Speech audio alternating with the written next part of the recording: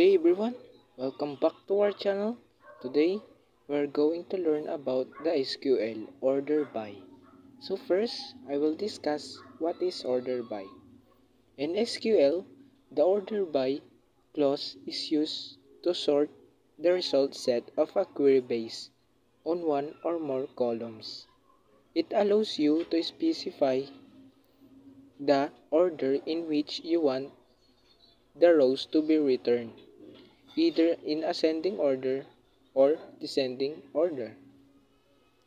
In order to understand that, let's have the following task. Sort the products from highest to lowest price.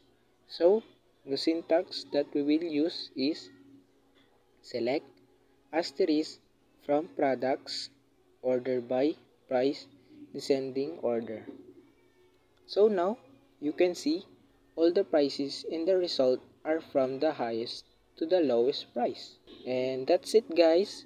I hope you learned a lot in this video. If so, hit the subscribe button for more exciting learning experience like this.